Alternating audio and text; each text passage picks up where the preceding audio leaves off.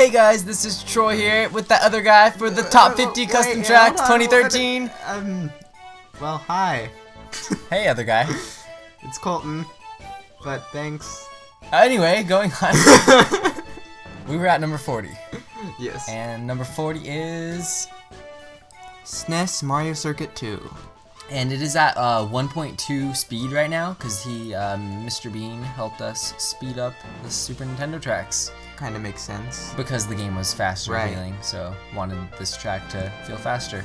And it feels more like the original. And the lap is almost already over, but you just Wow. go so fast. And this shortcut from, popular in the Mario Kart 7 game, Right. with the glider, you can kind of make use of Cool. it here, but not really.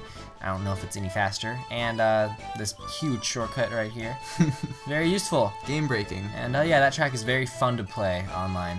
Oh yes, an old one, Mushroom Peaks. Now, the phrase standing the test of time, this track has stood the test of time, to say the least. Oh, definitely. And it's got some small updates. If you'll notice, there was some flowers and some trees at the beginning. They added some item boxes that give you secret items like mega mushrooms. That's cool.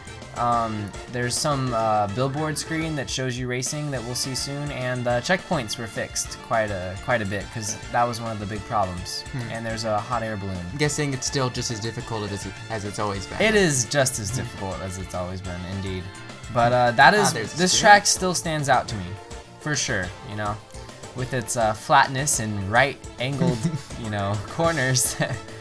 Right angles, not generic right angles, but right angles. Yes, and it is still, it's difficult. It's long. It's like a huge adventure. Yeah, very creative in that sense. It's still in the top 50, and it probably, will always be a very memorable track. Definitely. Even 10 years from now, Almost landed in the grass there. But yeah, that's Mushroom Peaks, made by wonderful Mr. Bean. Thanks again. Okay, number 38 is GCN Sherbet Land. It looks a bit different, as you can see. Right. There's penguins! Penguins! Penguin. I have trouble with penguins. They scare me. And on 100cc, I always hit them because I think I can outspeed them. Then they just slide on their bellies and, run right into me. But very nice port. Looks pretty much like the original. But this ice section just looks like jagged, It's a Doesn't- bit off. Yeah, it doesn't look right. But other than that, yeah, still very nice track. And we're gonna move on to number 37, which is DS Luigi's Mansion. But this one looks amazing now. Right.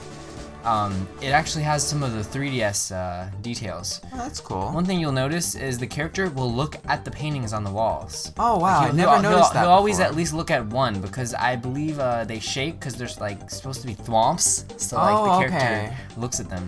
Huh. Yeah. The little details like those, you just don't notice them, but they make all the difference in the world. Yes, they do. And the boost ramp and the hole in the wall was in Mario Kart 7, along with that ramp on the right, which is... I wish it had a point. It might give you good items. I'm not entirely sure. It might give you, like, special items, or it just gives you normal boxes. The mud doesn't slow you down anymore. It's much better. So much Even better than the original. Yes, it is great. Alright, and here we are at GBA Bowser Castle 2. Yeah, this one has a few problems, though. I mean, it has a bunch of straightaways and the ramps, which we'll get to later, but they don't really fit Mario Kart Wii very well. They fit the other Mario Kart games more. The length ROM's in a lot of custom tracks, but it's more noticeable because this is the top 50. And the ramps are hard to load trick, although Troy just managed to do it. Yeah, they're definitely hard to load trick. If they were like the Bowser Castle 3 ramps, it would be a lot better, I think. Right, but I always had a bit of a problem with these ramps, even in the original. Oh, the DS version, you mean? Or yeah, in the DS version as well. I always had a little bit of a problem with them. Yeah, they're not fun ramps. Right. But they don't fit the physics of this game very well at all. Yeah, it's still an amazing looking track for what it's worth. N64 Yoshi Valley. If there's one retro track that I've always been wanting them to add to the next Mario Kart game, I'm hoping this track's gonna be in Mario Kart Wii. Nope. I'm hoping it's gonna be in Mario Kart 7. Nope. Maybe it'll be in Mario Kart 8. Just maybe. But yeah, we just passed up some of those spiky shell dudes, which are actually a real hazard. Right, and there are a bunch of different routes here.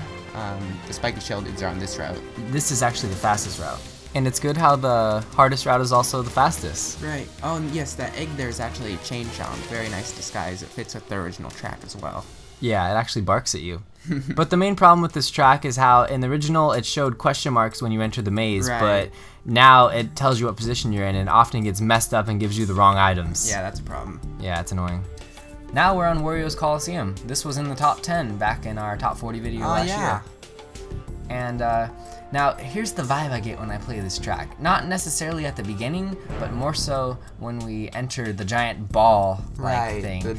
I feel like, you know, because you see the fire rings and you see like the spotlight on the side, but like once you enter this ball thing, it's just so dark, and I feel like it's just like a rundown Coliseum, and we're just like getting to mess around in it, you know? Because it's just so dark, and it's like lacking like moving things, you know, for how eventful the track is in the GameCube It could use a version. little more color, definitely. It needs more color. That's the biggest issue with it. The turns are not very friendly for any vehicle except the mock bike. Right. You know, and I happen to be using the mock bike, as you can see. Used my Mii last time, but used Mario this time. Wanted to mix it up. If you notice that boost ramp, it goes it's pointing the other direction. Yeah, it's pointing sideways. Maybe due to the size that it has to be. Yeah. The cool thing about that boost ramp, though, is you can get a double trick off it, and you can shoot up really high, but it's very random. You just gotta spam your jump button. And more boost panels facing sideways. Interesting. Yeah, very interesting. But yeah, this can be made 2 laps now, which is very cool. Yeah, very nice. And Misty Ruins. Right, this was in there last time as well. Yeah, it was. Another track that has stood the test of time. How old is this one? 2.5 years, something like that. That's what I would estimate. I'm not entirely sure. It still has that shortcut that's kind of stupid. Right, that one right there. Yeah, which we showed in the last video. And you come out on the left right there. Right. Just cuts off a little bit. But from what I can see, not much has really changed since the last time we looked at this. It still kind of feels like a Zelda track. Yeah, kind of in a way. Despite no real, like, obvious Zelda references. Yeah, I don't know why, but it does have that feel about it. Yeah, for sure. Yeah, Misty Ruins. Cool track, decent to race on, nice design. And we're moving on to Bouncy Farm, which has got some huge updates. It wasn't even in the top 40 before because I don't even think it existed yet. I didn't know about it. And it used to be only a 1-lap track, but now it's 3 laps, and now you can see why it's called Bouncy Farm. Makes sense. More bounciness to come. But this has like those cows, it's got chain chomps, it's got moles, it's got Goombas. It's got a little bit of everything.